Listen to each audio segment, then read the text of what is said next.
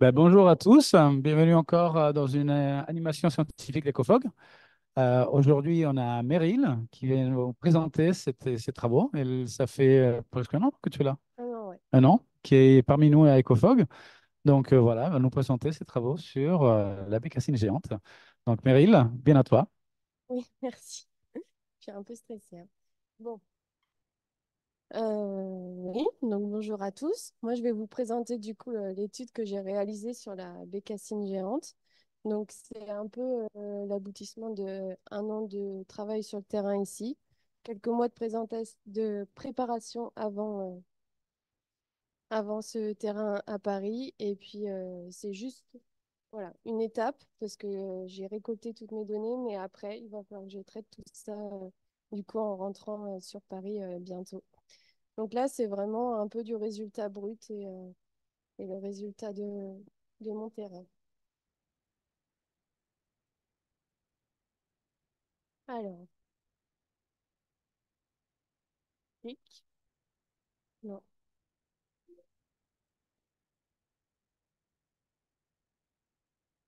ça clique où? Peut-être que je vais me mettre là. Donc, c'est une étude qui est. Faut que je souffle. C'est une étude qui vient en compensation de travaux réalisés sur le site d'activité du CNES et de Ariane Group. Donc, c'est en compensation des travaux des des bâtiments pour Ariane 6. Donc, c'est financé par Ariane Group et c'est une étude qui est réalisée sur la bécassine, du coup, les savanes qui sont gérées en grande partie par le CNES. Et voilà. Donc, la compensation, c'est l'étude de la bécassine géante par suivi télémétrique pour étudier la connaissance sur la biologie de reproduction, le rythme d'activité et les mouvements en saison sèche et l'habitat de l'espèce. Voilà. Donc, une grosse partie des savanes se trouve sur le site du centre spatial. À peu près 45% des savanes de Guyane se trouvent sur le centre spatial, d'après la dernière cartographie du Seine en 2022. Du coup, une grosse partie de mon terrain s'est réalisée là-bas, mais pas que. J'ai étudié vraiment tout le littoral guyanais. Et voilà. Donc, c'est un contrat de collaboration tripartite. Donc, Ariane Group finance et se charge de me donner les accès, en gros, à toutes les savanes du centre spatial, avec le CNES, bien sûr. Et après, l'étude, elle est réalisée en collaboration GEPOG, donc l'Association ornithologique de Guyane, et le Muséum d'histoire naturelle. Et du coup, moi, j'ai été recrutée dans ce cadre-là. Donc, ce qu'on connaît de la bécassine géante, c'est-à-dire pas grand-chose, on a trouvé des données de nidification de mars à janvier. Donc, elle se reproduit potentiellement en saison des pluies, petit été, petite saison des pluies, un peu toute l'année, on ne sait pas trop. On sait qu'elle va plutôt occuper les savanes, les habitats à végétation rase, les zones ouvertes. Mais ça aussi, enfin, on sait ça, mais on ne sait pas s'il y a d'autres habitats en plus de ça. Du fait qu'elle est connue dans les savanes et que les savanes sont très menacées en Guyane, c'est à peu près 5% du territoire guyanais, c'est très peu. Et du coup, il y a une grosse mesure de protection sur les savanes et du coup sur la bécassine géante qui y vit. Voilà. Et en plus de ça, la bécassine est potentiellement aussi menacée par la chasse, bien qu'elle soit protégée. Donc c'est un oiseau qui a deux grosses populations, une au sud du Brésil et une sur le plateau des Guyanes. Et, euh, et du coup, au niveau mondial, vu l'étendue de la répartition, elle est plutôt en préoccupation mineure, alors qu'en Guyane, elle est en danger critique d'extinction sur le plateau des Guyanes. Donc, cette étude fait suite à une autre étude qui a été réalisée par Paul Lenrumet en 2022. Et lui, il a fait des points d'écoute et des enregistrements de nuit complète sur pas mal de savanes. Et il en a entendu sur 80% des savanes qu'il a recensées. Il a entendu des parades sur 11 mois de l'année. Donc, finalement, on se demande si elle est si rare que ça en Guyane et dans les savanes. Et il l'a détecté principalement tôt le matin. Donc moi, ça m'aide pas mal pour établir ma méthodologie ensuite. Je me suis beaucoup référencée à son travail. Il a découvert aussi qu'elle était absente des milieux marécageux, et des milieux dégradés. Donc c'est plutôt dans des savanes plutôt bien préservées quand même. Donc, l'objectif de l'étude, on a un peu ciblé les objectifs parce que c'est un peu large d'étudier l'écologie d'une espèce. Et pour ça, on a fixé donc, 5 objectifs plus une un peu complémentaire. La première, ça va être de documenter la variabilité génétique entre deux sous-espèces. Donc, la sous-espèce Gigantea qui se trouve plutôt au sud du Brésil et Undulata qui est sur le plateau des Guyanes. On va chercher aussi à étudier le domaine vital, les stratégies de dispersion. On va estimer aussi la taille de la population. On va essayer aussi de voir quels habitats elle occupe principalement. Et puis, en complément de tout ça, on va étudier la phénologie de l'espèce, donc les rythmes d'activité de l'oiseau, parce que pour définir les périodes internuptiales et la reproduction et hors reproduction, il faut qu'on ait un peu cette information-là de base. Donc, les méthodes pour étudier du coup la variabilité génétique. Euh, donc là, on a les deux sous-espèces qui se distinguent quand même parce qu'elles ont des masses qui sont très différentes.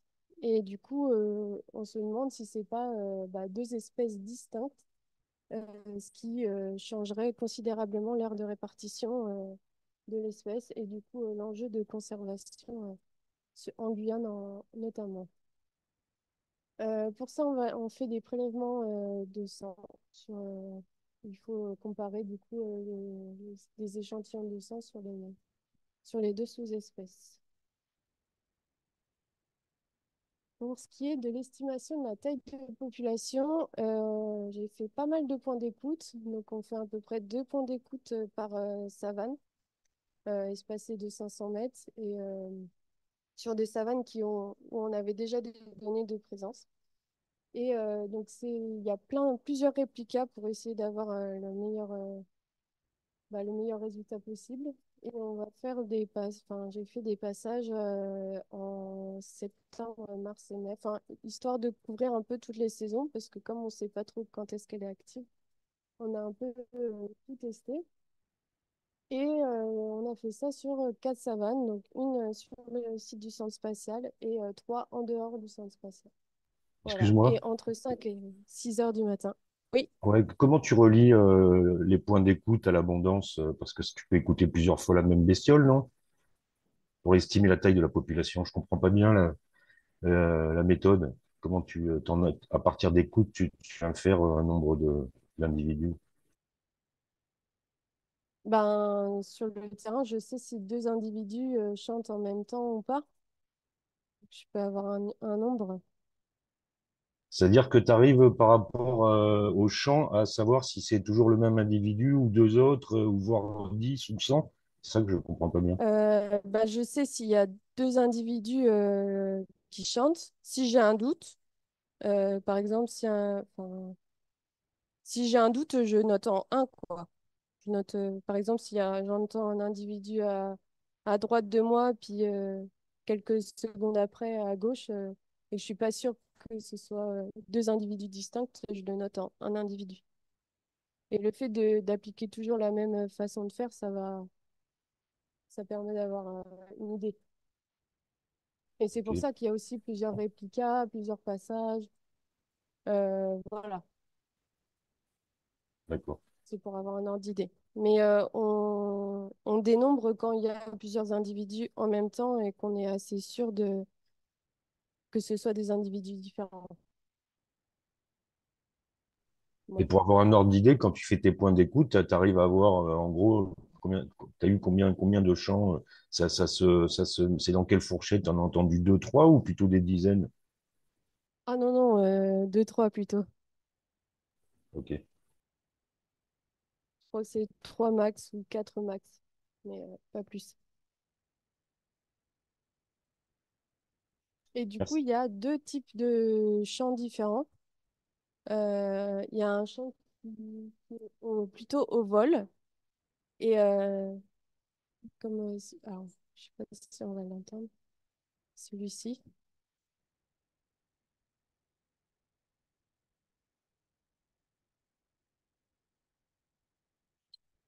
Ça, c'est plutôt un chant de parade, un chant en vol que l'oiseau fait en volant.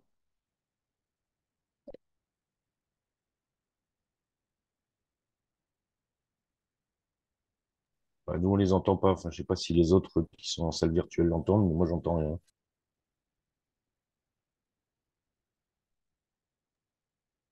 Alors, nous non plus, on n'entend pas. Ouais.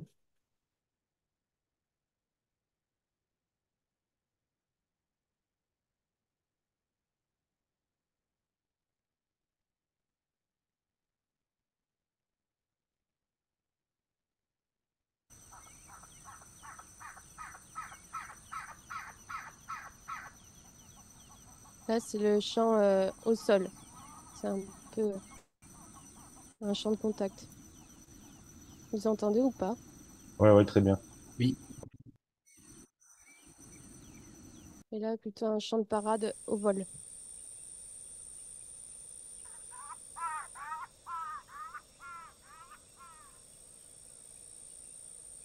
Ouais. Et en plus de ça, ça émet un léger sifflement qui serait potentiellement un sifflement mécanique avec les plumes de la queue. Ça, on dirait qu'il y a ouais, un petit drone qui passe au-dessus de la tête très vite. Ou un cerf-volant très vite. Ça, on sent que ça fend l'air, quoi.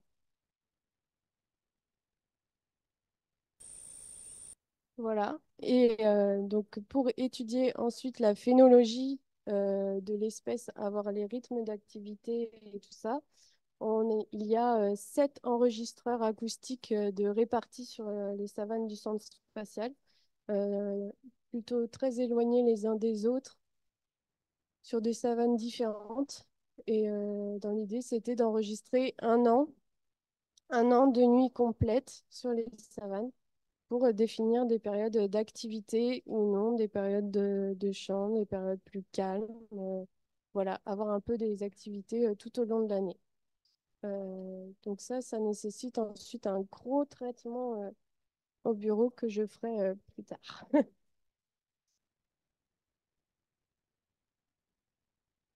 Et puis après, pour les trois objectifs concernant le spatial, la répartition un peu spatiale, donc sélection de l'habitat, stratégie de dispersion et domaine vital. Pour ça, on a mis des balises GPS sur les oiseaux. Donc, on a posé 20 balises, plus de 20 balises. On avait 20 balises. Donc, les 10 premières qu'on a posées, c'est celles qui sont en haut, là, avec le panneau solaire rehaussé. C'est Les balises sont étudiées en fonction du poids de l'oiseau. Euh, il ne faut pas dépasser 5% de... Enfin, faut que l'individu pèse assez lourd pour avoir la balise GPS. Il ne faut pas que ce soit moins de 240 grammes pour la balise avec le panneau solaire rehaussé. Pour pas trop perturber l'oiseau, quoi. Et tu les C'est des chopes, balises. tu les chopes comment, les oiseaux, là, Ah, non, bah, je vais raconter ça après. d'accord. Et là, et donc, Voilà. ils ont un fardeau sur le dos, là. Putain, c'est gros Et comme, oui. comme appareil. Bah, c'est pas si gros en vrai. Mais c'est étudié hein, c'est étudié pour le déranger le moins possible l'oiseau. Et c'est pour ça qu'il y a une règle par rapport à la masse des oiseaux. On a posé les balises avec des harnais en silicone, justement pour que ça reste pas à vie sur l'oiseau et que ça tombe. Il y a à peu près 2 ans de mémoire qui sont enregistrés dans les balises et c'est transmis via le réseau GSM Digicel. Donc dans la mesure où ça capte dans les savanes, on reçoit les données tous les jours, quoi. Donc on a posé les 10 premiers individus, on a posé la balise qui est en haut. Sauf que nos premiers oiseaux capturés pesaient autour de 240 grammes. Et du coup, bah, on n'a pas équipé les oiseaux à 240 grammes. On attendait d'avoir des gros oiseaux pour pouvoir mettre les balises GPS. Et parce que d'après nos sources biblio, l'oiseau devait peser minimum 270 grammes. Et il s'est avéré sur le terrain que nous, on avait des petites bécassines géantes, quoi. Légères, quoi. Voilà, donc on a commandé ensuite un deuxième lot de balises, celles qui sont en bas là, qui sont plus légères, parce qu'elles ont le panneau solaire intégré. Par contre, ce sont deux méthodes de pose différentes que je vais vous présenter ensuite. Donc ces Ouais. balises-là, elles sont posées, celles qui sont rehaussées, elles sont posées du coup en harnais, en leg loop, ce qu'on appelle, donc en bas du dos de l'oiseau. Ça entoure les pattes et du coup, ça ne le dérange pas du tout au vol. Euh, Après, du coup, comment dire? Là, ça paraît gros parce qu'on vient de le capturer, mais j'ai constaté sur le terrain que, et c'est aussi pour ça que c'est en bas du dos de l'oiseau, que c'est un panneau solaire rehaussé. L'oiseau, quand il referme ses ailes, la balise, on la voit quasiment plus, quoi. Il y a juste un tout petit bout de panneau solaire qui dépasse, mais voilà, ça s'enfouit pas mal sous les plumes. Et après, l'autre type de balise, celle-ci, elle est plutôt disposée en haut du dos de l'oiseau pour mieux capter le soleil, parce que le panneau solaire, justement, est intégré à la balise. Et donc là, c'est la méthode en wing loop, ça entoure les ailes des oiseaux. Voilà. Donc pour capturer les oiseaux, il y a une grosse recherche bibliographique qui a été réalisée, parce que bien sûr, on ne savait pas du tout comment on allait pouvoir l'attraper. Il y a plusieurs méthodes qui existent pour capturer les bécassines et les bécasses. Donc, j'ai un peu pris tous les plans, tout le matériel possible pour venir en Guyane pour essayer de capturer cette fameuse bécassine. Donc, je suis venue avec des filets, de quoi monter des nasses, euh, tout ce qu'il faut, des repasses, des leurres, des perches, tout ça dans l'avion. Voilà, donc ça, c'est des techniques assez standardisées. Et au final, c'est cette technique de l'épuisette qui a le mieux fonctionné. Donc, on utilise en fait une épuisette comme pour les captures des bécasses en métropole et des jumelles thermiques. Donc, en gros, on utilise la repasse pour attirer l'oiseau ou le localiser, le faire réagir, on le localise. Après, on se rapproche de l'oiseau avec les jumelles thermiques jusqu'à ce qu'on le détecte aux jumelles thermiques. Et quand on est assez près, on l'éblouit. Et une fois qu'il est ébloui, il ne bouge plus du tout. Et on peut le capturer à l'épuisette. Et j'ai une petite vidéo des jumelles thermiques. Euh, Bien sûr, j'ai la repasse qui fait effet. Donc ça attire directement l'oiseau. Hop,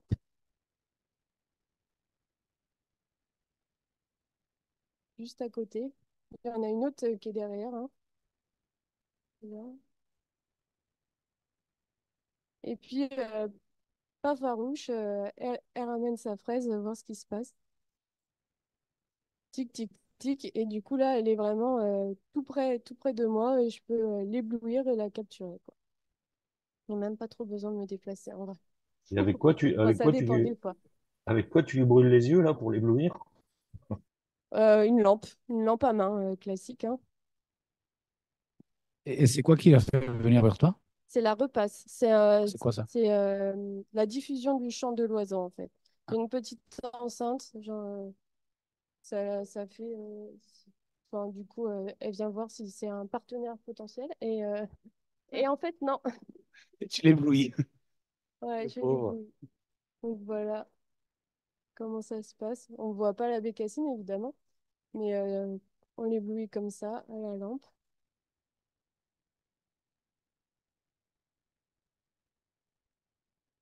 Elle est vraiment tout près, hein. On peut distinguer la tête vite fait là, hop, et on capture après l'épuisé.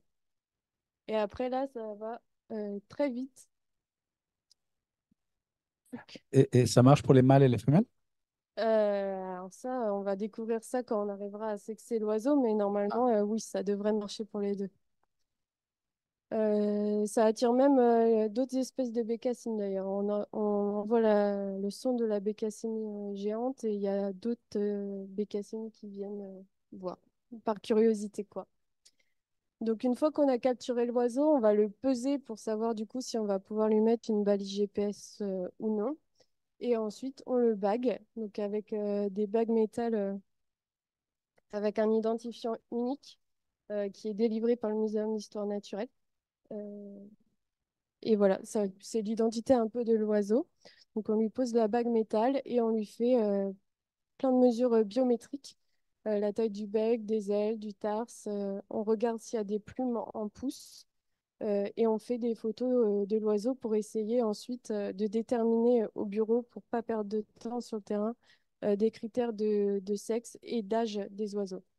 Donc tout ça, on récolte tout ça. Et puis en plus de ça, on récupère s'il y a des plumes de tombée pour pouvoir après faire du sexage moléculaire et comparer avec les photos et les données biométriques pour avoir des informations plus tard sur comment déterminer un oiseau en main sur le terrain.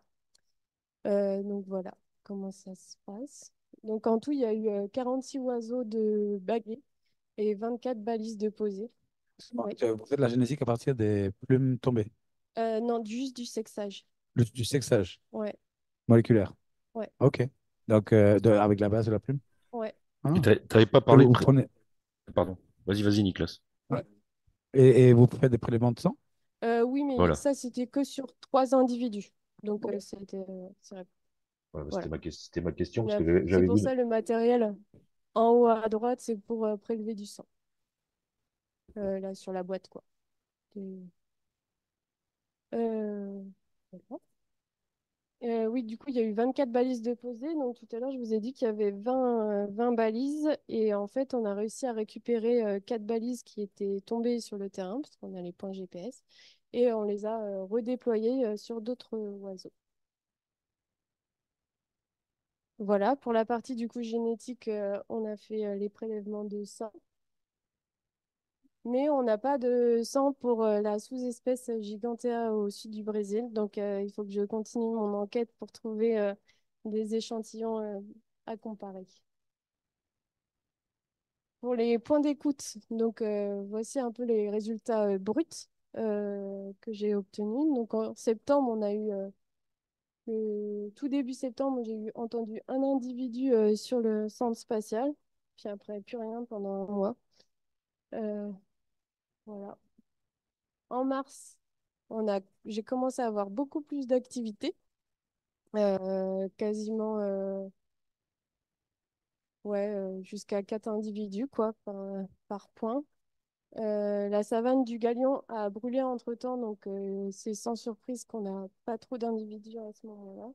Elle a mis un peu plus de temps que d'autres à se régénérer et du coup, on n'a pas eu d'individu ensuite, alors que voilà, elle était connue sur cette savane.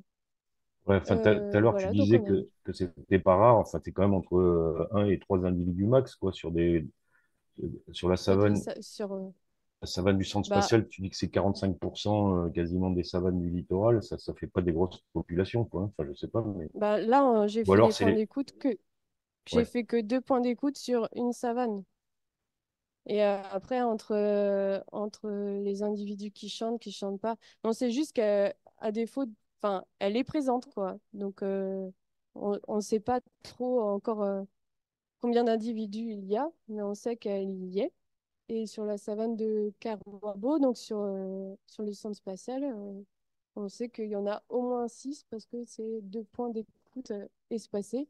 Mais vu la taille de la savane, il y en a potentiellement plus. et il s'agit que d'une seule savane. Ouais, ouais, ça recoupe un peu Alors avec là, je sais pas, ma, ça dépend ma des ques- savanes, quoi. ma question de tout à l'heure là sur les relations entre point d'écoute et abondance. Effectivement, j'avais même pas pensé au fait que certaines ne pouvaient ne pas chanter, quoi. Donc, euh, Oui, donc, euh, donc les estimations, elles sont quand même pas mal biaisées, quoi. ouais, bah ça va nous donner un ordre d'idée. Après, en plus, c'est sur qu'une seule année. Il va falloir. Quand tu dis quatre individus là ou trois individus, c'est le nombre que tu as entendu à un point d'écoute, c'est ça? C'est Ouais, pas du sur tout 5 minutes. une abondance en cinq Oui, minutes. Oui, non, donc là, ça c'est veut les dire qu'il y en a résultats beaucoup bruts. plus. C'est sur Oui, c'est les ça. résultats C'est bruts pas du tout des points des d'écoute. abondances. Non, on Ouais. fera. Ça, ce Donc sera un c'est quand calcul même à pas mal faire. en fait, quatre individus en 5 minutes. Comment? Quatre individus écoutés en 5 minutes, c'est plutôt pas mal, non? Enfin, Bah oui, c'est quand même.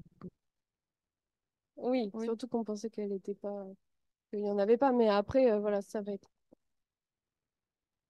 Et Oui, est-ce qu'on pardon, sait c'est si juste pour Ah, dire pardon. que non, Vas-y, vas-y. 4 individus contactés en 5 minutes, ça ne veut pas dire que si on était resté une demi-heure, il y en aurait eu plus. Ça veut dire que à ce point-là, on entend 4 individus. Voilà, Ouais, on peut pas dire on peut pas aller grand-chose de au-delà. plus. Après, ouais, ça va être un tas de calculs savants pour essayer de pour essayer d'avoir une estimation de la taille de population et voilà, avoir plus d'infos. Et donc, petite question, est-ce qu'on a une idée s'il y a une réponse différente entre les mâles et les femelles à la repasse? Non, ça, on n'a pas idée. Ça, je sais pas trop. T'as pas fait de carte là sur la localisation des savanes. Tu peux me dire où c'est Mariva et parce que moi je ne Ouais. situe pas du tout. La savane de Sternstromia, c'est derrière Matiti. C'est une Derrière petite. Matiti. Donc tout à l'heure tu as parlé de Wayabo. Donc Oui, c'est c'est celle la de même. Wayabo, Matiti. C'est la C'est même? Ok. c'est la même. Savane Mariva, c'est vers la Carapa, c'est ça. Ouais, d'accord. Donc toujours dans la même zone. Savane du Galion, c'est Oui, ça je connais. Ok. voilà. Et Carwabo, Ah, il connaît pas Nicolas. Donc allez-y, c'est Galion. la Pistagami. Et, et, du Galion, c'est Au croisement ouais, au croisement. de la CD5 et de la route de Régine. Ouais. Ah bah, je propose que Meryl, tu continues parce que sinon, Ça va, on a le Après, temps, non? Là, du on coup, peut discuter quand même. si, on a le temps, mais bon. Elle- du coup, pour les balises de GPS, là aussi, c'est un peu du résultat brut. Euh, donc, on a observé que finalement, elles bougent pas beaucoup de leur savane, hein. Elles restent vraiment localisées, certaines, hein, pas toutes, mais elles restent plutôt localisées sur leur savane. Donc là, vous avez beaucoup de points à gauche et quand on enlève un peu une grosse partie des points, on observe aussi qu'elle va plutôt fréquenter des zones un peu plus humides dans la savane, où la végétation est aussi plus haute. Voilà, donc elle j'ai occupe plutôt des habitats dans la savane. j'ai juste, attends, avant de changer de diapo, tu vois, là-haut, à chaque fois que tu mets podologie, c'est les pieds, quoi. C'est pédo plutôt, non? C'est les sols. Oui, oui, oui, tout à fait. Parce que je croyais que tu t'intéressais aux pieds des bécassines, mais non, tu fais pas de podologie, tu leur fais pas les Bah ongles. aussi, moi je m'intéresse à tout, mais oui, c'est pédologie, hein. Vas-y, vas-y. Voilà, on a d'autres points GPS qui nous ont permis de détecter des nids.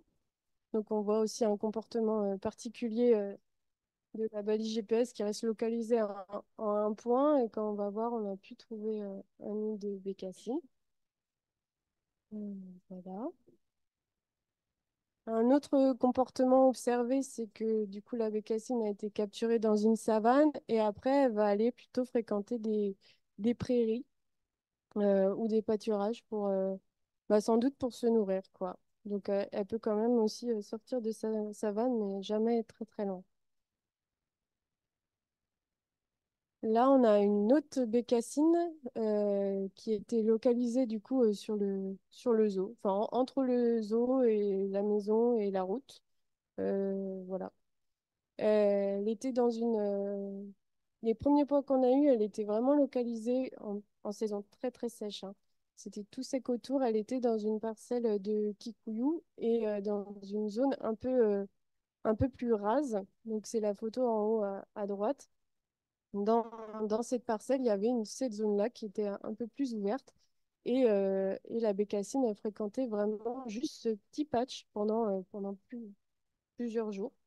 Et en fouillant un peu cette zone, on a vu qu'il y avait plusieurs petits couloirs sous la végétation. Donc en fait, la bécassine, elle doit sans doute se mettre à l'abri du soleil en faisant ces petits couloirs dans la végétation. Donc ça, c'est un comportement qu'on ignorait et qui du coup change aussi pas mal la transmission des données de balise GPS, vu qu'elle se cache pas mal sous la végétation finalement. Et un autre comportement de cette même bécassine, elle fréquentait une savane la journée et la nuit, elle allait dans la prairie, juste à côté. Du coup, potentiellement, elle allait se nourrir dans la prairie et puis la journée, elle était dans la savane, mais la savane qui est vraiment au bord de la route, quoi, à quelques mètres. Voilà. Une autre bécassine donc on l'a pas capturée là, mais elle a décidé d'aller vivre sur la piste de l'aéroport Félix Éboué. Donc finalement, c'est pareil, la bécassine n'est pas non plus très sensible au bruit, en tout cas, puisqu'il y en a quand même pas mal sur le centre spatial, dans les savanes autour des fusées et sur les pistes des avions. Excuse-moi, tu l'avais capturé à C'est- côté de l'aéroport? Non, Hein? je l'ai capturé sur une savane du coup de l'autre côté de la route qui s'appelle savane de Tour de l'Île vers Soupan. Et l'oiseau est parti après là-bas. Voilà. Pour la partie étude de la phénologie, donc les enregistreurs, j'ai fait une première analyse manuelle au début quand tout était sec et qu'il n'y avait pas de bécassine qui chantait. Et j'ai commencé à fouiller du coup mes données d'enregistreur manuellement. C'était très très long. Et j'ai pu entendre les premiers chants de bécassine vers fin novembre. Et du coup, avant ça, ouais, de septembre à début décembre, entre les sécheresses et les incendies de savane, on n'entendait pas du tout de bécassine. Et donc, on a pu commencer vraiment à étudier l'espèce qu'à partir de fin novembre. Voilà, donc après tout ça, tous ces sons-là vont être normalement automatisés pour détecter l'espèce, donc avec plusieurs logiciels de traitement et de référence de son, voilà, pour essayer d'avoir des informations sur tous les enregistrements nocturnes. Voilà, donc on a du coup plusieurs enregistreurs qui étaient dans des savanes qui ont brûlé. Donc les incendies font partie du cycle naturel des savanes. Et, euh, et du coup, on va avoir des informations sur la présence avant et après ces incendies pour la bécassine géante, mais aussi pour d'autres espèces nocturnes. On va voir du coup comment la biodiversité nocturne, en tout cas, réoccupe ces milieux après incendie. Voilà, une autre savane, cet enregistreur au milieu, qui ont un peu brûlé certains, mais ils fonctionnent encore. Voilà, pour la suite du coup de tout ça, donc ça c'était vraiment la partie terrain. Donc moi pour compléter tout ça, il faut toujours que je trouve des échantillons de la sous-espèce qui se trouve au sud du Brésil. Ensuite, il faut que j'analyse toutes les données GPS pour étudier le domaine vital et les stratégies de dispersion.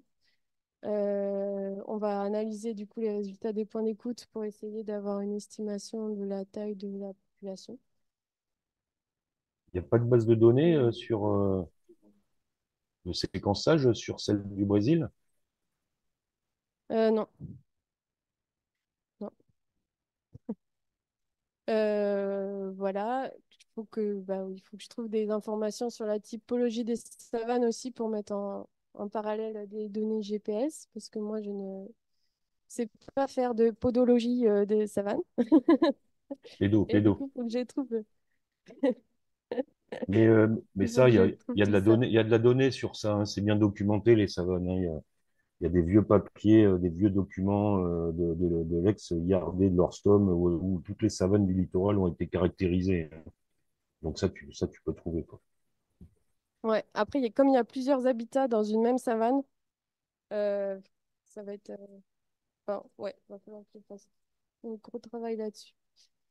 Et puis après, du coup, étudier la phénologie, ça veut dire traiter toutes mes données d'enregistrer pendant un an. Cet enregistreur, c'est énormément de données. Analyser les rythmes d'activité, définir du coup les périodes de reproduction et hors reproduction pour le reste des objectifs. Et puis, en plus de tout ça, on va essayer de développer les connaissances du coup sur des critères de sexage avec la comparaison des données de sexage des plumes avec des données biométriques et les photos qui vont voilà, nous permettre de définir des critères d'âge en main. Et voilà, pour les prochaines captures, s'il y en a. Voilà, donc merci pour votre écoute. Merci aussi aux bénévoles, aux aide-baggeurs, aux photographes, à tous ceux qui m'ont aidé sur le terrain. C'était pas toujours facile, hein. Il y en a qui ont bien subi leur soirée avec les moustiques ou en étant embourbés dans des savanes à 1 heure du matin. Voilà, donc merci à tout le monde. Bravo. J'ai une petite question là, en parlant d'écoute, tu parlais de bécassines sourdes tout à l'heure. Euh, Oui. Enfin, on a une idée, c'est quoi? Bah, elles sont sourdes, c'est un handicap ou c'est... Non, c'est une espèce de métropole et du coup, c'était par rapport aux méthodes de capture qui sont utilisées pour les autres espèces de bécassines. Donc, il y a bécassines des marais, bécassines sourdes qui sont présentes du coup en métropole. Ah, d'accord. Et Ici, qui, elles sont pas sourdes. Il n'y en a pas qui sont sourdes ici. Non, Ok, non, ok, ici, pardon. elles sont géantes. Bon, ben, merci beaucoup, Meryl, pour cette excellente présentation. Est-ce qu'il y aurait des questions à la salle virtuelle? À part Jean-Chris, bien sûr. Est-ce que vous m'entendez? On t'entend, ouais. Moi, j'en ai fini avec mes Ouais. questions. Bravo. C'est sympa comme boulot. Ah, maintenant que c'est le temps des questions, c'est un peu de questions. Est-ce Moi, qu'il y j'ai aurait une d'autres question. questions dans la salle virtuelle? Ouais, j'ai une Oui, question. vas-y. Sur l'estimation des tailles des populations, j'ai l'impression que ça va être un petit peu compliqué parce que tu as 2 points d'écoute dans savane. En fait, comment tu vas pouvoir estimer si sur ta savane, tu as beaucoup plus d'individus ou si, enfin, est-ce que potentiellement elles ont entre elles, elles ont de l'espace et donc en fait, bah, tu vas en avoir qu'une seule ou deux qui vont chanter dans une zone, mais c'est juste parce qu'elles ont un espace entre elles qui est toi ce que tu peux entendre. Enfin, tu n'as fait que 2 points d'écoute sur une savane. Il n'y a jamais une savane où tu as fait un petit peu plus d'échantillonnage qui te permettait de donner une idée plus générale sur une savane. Euh, j'ai fait 2 points d'écoute par savane pendant 3 semaines, 3 semaines et 3 mois de suite. Donc, j'ai fait quand même beaucoup, beaucoup de réplicas sur les savanes. Et oui, ça va pas être facile. Je sais pas trop, trop. C'est un protocole qu'on a essayé de définir au début, donc il va falloir que je me repenche dessus. Mais ça va être de toute façon relatif à la zone échantillonnée et voir si on peut l'extrapoler. Mais voilà, je sais pas trop comment, comment on va faire. Mais il y a quand même beaucoup de réplicas pour essayer de limiter certains biais. Donc on verra. Ok, merci. D'autres questions dans la salle virtuelle? Ouais, il y a une question écrite. Ah, Ah,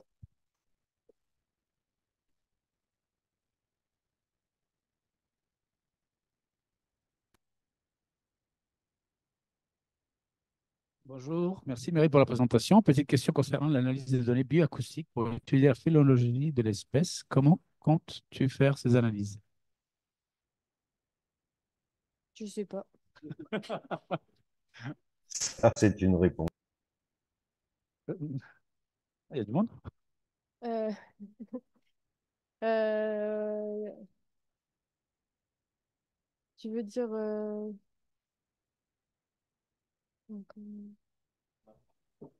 comment automatiser la détection ou comment Après, je sais pas, moi, pour tout ce qui va être analyse, il faut que je me penche sur les techniques d'analyse statistique. Moi, je sais pas trop faire ça. Ok. Je sais pas si on m'entend, c'est que mon micro marche pas sur mon ordinateur, mais là c'est bon, je suis sur notre ordi. Euh, oui, du coup, je sais pas si tu comptes ouais, utiliser un script ou pour identifier les chants en fait, parce que ça va faire, ça représente beaucoup Ah d'heures oui, je d'enregistrement vais à écouter, quoi. utiliser, utiliser BurnNet. BurnNet, ils ont un script qui permet de, comment expliquer ça? De donner un petit, enfin, on met un échantillon de sons propre à mon espèce. Du coup, je vais mettre, par exemple, une centaine de sons de bécassines géantes. Et après, Ouais. le logiciel Burnet va permettre de détecter dans tous ces fichiers sons le nombre d'oiseaux qui ont chanté, quoi. D'accord, ok. Ok, très bien. Merci. Moi, j'avais Ok. juste, Est-ce que... ouais, Ouais. juste la semaine dernière, là, comment il s'appelle, Antoine, c'est ça, il nous avait présenté là, le projet Philips avec le régime alimentaire des différents félins, du gros jusqu'au petit. Il me semblait qu'il y avait des points d'échantillonnage dans ces savanes-là. Et il me de mémoire, il n'a jamais parlé de bécassines. Elles sont pas bouffées par les félins, tu connais Ah ces bah, prédateurs? Non. euh, comme Meryl l'a dit, après, il n'y a pas de barcode déjà fait. Donc, s'il n'y a pas de barcode, on ne peut pas le détecter. Ça ne veut pas dire Ah qu'il n'est pas là. merde, ok, c'est vrai, autant pour moi, d'accord. Donc, voilà, ça va nous aider à savoir si le jaguar, il bouffe des bécassines. Ok. Mais oui, si j'ai bien compris, il n'y a pas de barcode déjà fait pour... Je sais pas. Ah, Mais j'avais demandé, il m'avait dit que non. ben voilà. Donc, voilà, elle n'est pas, peut-être pas bouffée par les félins. Donc, voilà, tout ce qui n'existe pas dans les bases de données, ben, on ne peut pas le trouver. Alors, est-ce qu'il y aurait des questions dans... Oui, Valérie?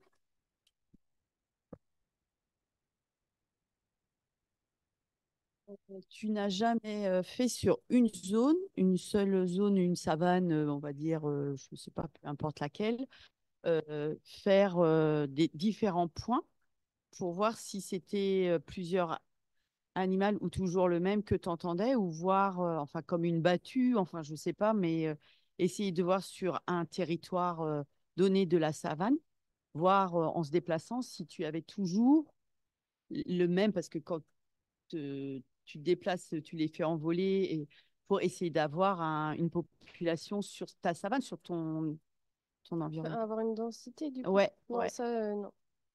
Pas fait. C'est trop, trop compliqué. On connaissait rien de l'espèce à la base, donc on savait même pas ces périodes où elle est là, où elle n'est Ouais. pas là, les habitats qu'elles occupent. Mhm. Il y a des savanes qu'on a prospectées où il n'y avait rien, puis des mois après, il y en avait. Enfin, c'était trop compliqué à mettre en œuvre. Donc on va pas étudier la densité des savanes. Ok. Et après, On tu essaie parles. juste d'avoir une estimation de l'abondance. Ok. Et après, quand tu parlais des savanes qui n'étaient pas inondées, mais pour moi, les savanes, c'est inondé, quoi. Pas toutes, pas toutes. Bah, elles sont pas toutes inondées et pas toute l'année, quoi. Parce que tu as des Il y a des buttes, ok, savanes sèches, il y a des savanes. qui ne sont pas du tout inondées. Il y D'accord. a des documents de l'IRD, au risque de me répéter, qui caractérisent bien les savanes. Et Mais tu effectivement, il y a des répètes, hein. savanes qui sont pas inondables, qui sont pas inondées, quoi. Mm. Ok.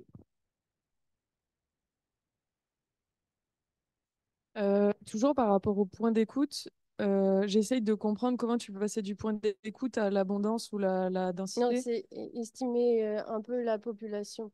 Mais c'est C'est- estimé quoi du coup? La, Bah, la- le la nombre présence juste? d'individus sur, du coup, sur les zones que j'ai écoutées, donc ça va être relatif à une surface. Et Donc c'est un genre de densité sur une surface?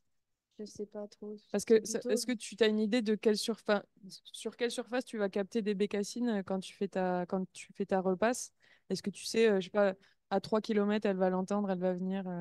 Non, ça je sais pas, mais enfin, on estime à peu près une détection autour de 250 mètres autour du point d'écoute. Ça, c'est Ok. les protocoles un peu standardisés des points d'écoute. Donc, ça va être dans un rayon de 250 mètres autour de chaque point. Combien de bécassines j'ai entendu. Voilà. Donc ça te ferait un genre de densité sur un rayon de Ouais, à 150 peu mètres. près, par savane.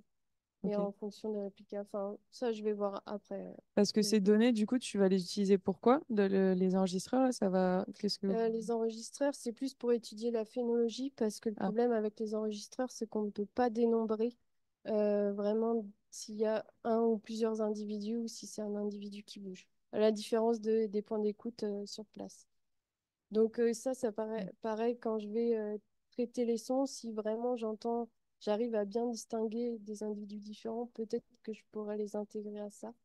Mais je suis pas sûre de pouvoir le faire sur l'ordinateur, enfin, à l'audio, de dénombrer des individus, quoi.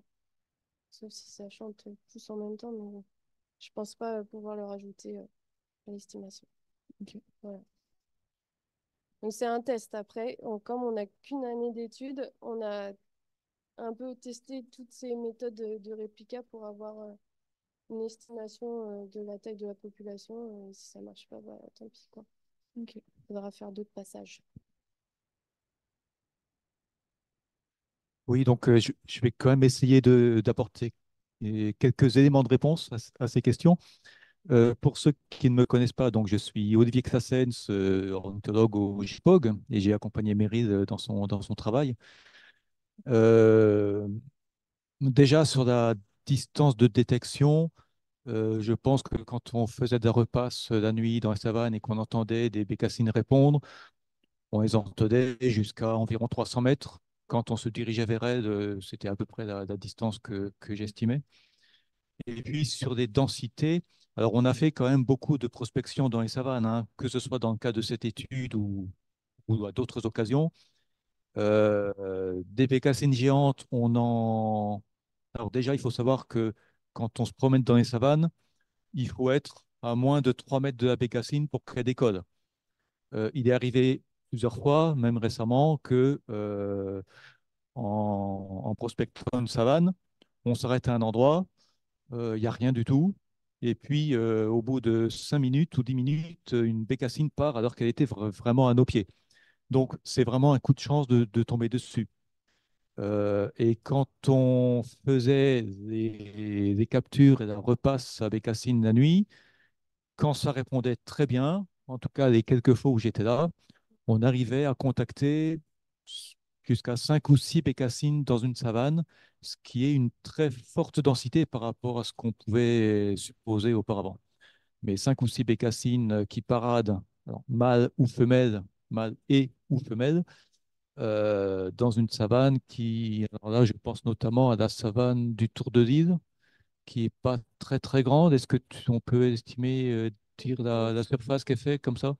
Non, là, comme ça, je peux pas dire. Elle fait en tout cas peut-être 1 kilomètre carré, pas plus, moins d'1 kilomètre carré. Ça donne quand même une idée de la densité qui est peut-être optimale de cette espèce, en sachant qu'il y a beaucoup de savanes où il y en a seulement un couple ou deux couples maximum. Donc effectivement, la grosse surprise de l'étude de Paul Lenrumé dont tu as parlé, je pense, dans ton introduction, il y a quelques années, il a fait une recherche systématique des bécassines, des deux espèces de bécassines guyanaises, dans un grand nombre de savanes de Guyane. Et la grande surprise, c'était que la bécassine géante était présente quasiment partout, mais en très faible densité. Donc ça reste un oiseau très rare à l'échelle de la Guyane, mais beaucoup mieux répandu que ce qu'on pouvait penser initialement. Quand tu dis en très faible densité suite à l'étude de Paul Henrumet, là, c'est avec les mêmes méthodes, c'est-à-dire point d'écoute et je sais plus quoi, c'est les mêmes méthodes qui ont été utilisées pour recenser. Alors lui, c'était des enregistreurs. Il enregistrait une nuit complète ou plusieurs nuits complètes d'affilée dans chaque savane. Mais bon, ça reste une méthode qui n'est pas quantitative. Ça permet de savoir si l'espèce est présente ou pas. L'étude de Meryl va nous permettre de mieux connaître les périodes de présence ou en tout cas les périodes de chant, d'activité sonore.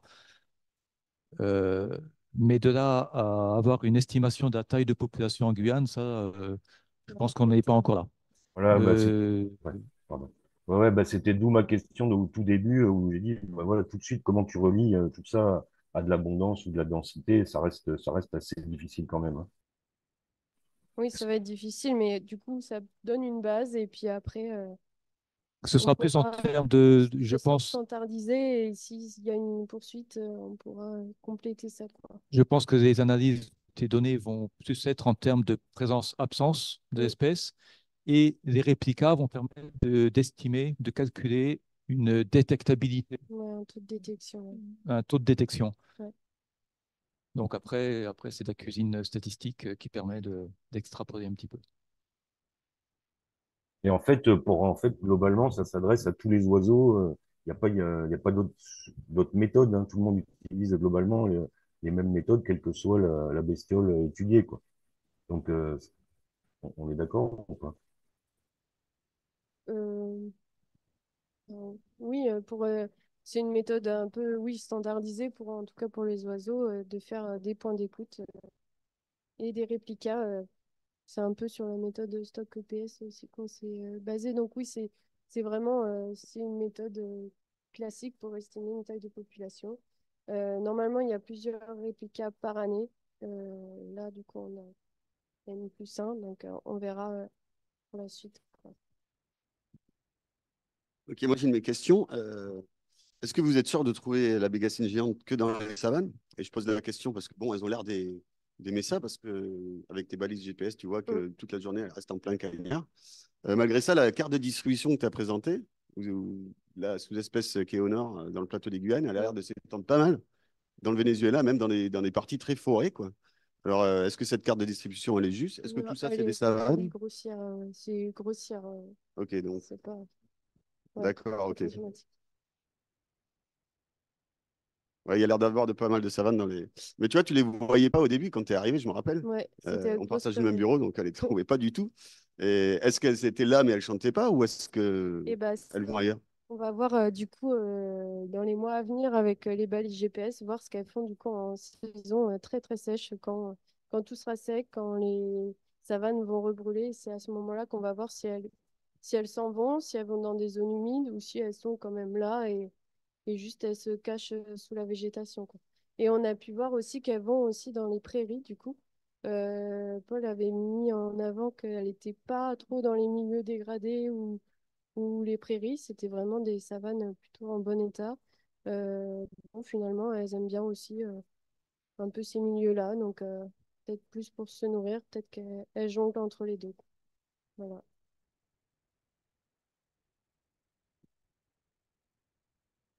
Du coup, pour la phénologie, là, tes balises GPS, elles durent combien d'années? Parce qu'avec une année, j'imagine que tu peux pas vraiment faire des généralités, surtout qu'on a une année hyper spéciale l'année dernière. Est-ce que tu vas avoir des données sur combien de temps? Bah ça, ça va être le temps que la balise reste sur l'oiseau. Et c'est quoi? C'est Et ben, normalement, c'est un an. On a eu quand même beaucoup de pertes. Je pense qu'on a perdu la moitié des balises GPS qui sont le silicone n'a pas tenu en fait. Et en fait, aussi parce que du coup, on a découvert que l'oiseau va pas mal se faufiler dans les herbes et tout. Du coup, ça joue pas mal sur l'élastique de la balise GPS. Et du coup, il y a pas mal de balises qui sont tombées. On a du coup, sur les balises qu'on a pu récupérer, on les a reposées avec du téflon. Donc c'est plus solide. Et du coup, on a deux oiseaux qui ont du téflon pour justement pour au moins que ça tienne cette saison sèche à venir et voir ce qui se passe. Mais du coup, ouais, on aura des informations sur le temps de durée des balises sur l'oiseau. Voilà.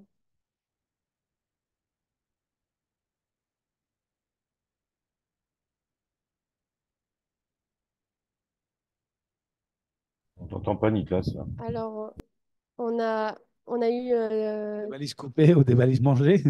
on a eu 3 prédations. Ok. Voilà. On a pu récupérer la balise GPS sur 2 d'entre eux. Et après, les autres, c'est une défaillance du coup du harnais qui a lâché. Lâché. Voilà. Ok. Hop. Donc on a ça et on a aussi des balises qui ne se connectent pas. Donc soit parce que la savane elle est trop reculée, elle se connecte pas au réseau Digicel, quoi. ou soit l'oiseau est trop sous la végétation, dans une savane où l'herbe elle est trop haute et ça ne se connecte pas. Donc là, on va aussi attendre plus tard dans l'année, voir en fonction des mouvements de l'oiseau, en fonction de la sécheresse de la savane, si l'oiseau se déplace et à ce moment-là, on pourra récupérer les données.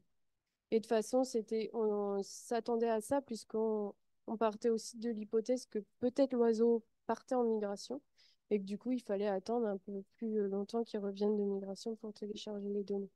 Bon, du coup, là, on ne sait pas trop. Il y en a, ça capte pas. Je pense qu'elle reste vraiment dans la savane, mais on verra quand ça va se reconnecter, quoi. OK. Et moi, j'ai une question par rapport à l'âge. Vous avez dit que vous allez faire l'âge. Oui. Comment vous allez estimer l'âge dans l'oiseau? Alors, pour âger les oiseaux, on distingue vraiment la première année des oiseaux et l'oiseau qui a plus d'un an, en gros. On va pas au-delà au niveau de précision, quoi. On sait juste si c'est un adulte ou si c'est un jeune. Et ça, on va essayer de le voir en fonction du plumage. L'oiseau mue à différentes étapes de sa vie, il renouvelle ses plumes. Et en fonction de l'usure des plumes, on peut essayer de déterminer des critères d'âge en fonction de la forme de la plume, de l'état de la plume aussi, OK. et des fois des motifs. Donc là, il va falloir tout comparer les plumes pour essayer de trouver des critères comme ça. C'est pas sûr, mais il y a quand même sur les oiseaux, on voit quand même des changements au niveau de l'état des plumes en tout cas. OK. Merci. Est-ce il y a une question par ici? Ben, ça suscite du succès, la bécassie, non? Et tes prélèvements sanguins, tu comptes faire quoi? Bah, je les ramène au muséum. Mhm. On travaille du coup au muséum avec Jérôme Fouche de l'ISIEB qui est taxonomiste et qui est chargé de tout ça. Donc je ramène les échantillons de sang D'accord. et c'est lui qui va s'occuper de cette partie traitement, traitement, quoi. Voilà. Et Nicolas, vous comptez récupérer des séquences là pour Ah, enrichir moi, les. je ne fais pas partie des projets, hein. Non, non, mais pour Bah, enrichir sur Philippe, j'espère qu'ils vont pour le avoir une faire idée. quand même au muséum. Ah ben, quand ils feront les séquences, ben, j'imagine que vous allez les monter sur les bases de données. Ouais. Donc, du coup, elles seront disponibles. D'accord. Donc, après, on pourra regarder s'il y a dans les SS de Jaguar et Puma et Oslo. Exactement, les OTU non assignés, nos fantômes. Ah oui, c'est ça. Est-ce qu'il y aurait d'autres questions? Non? Bon, ben, Meryl, félicitations. Merci beaucoup pour cet excellent exposé.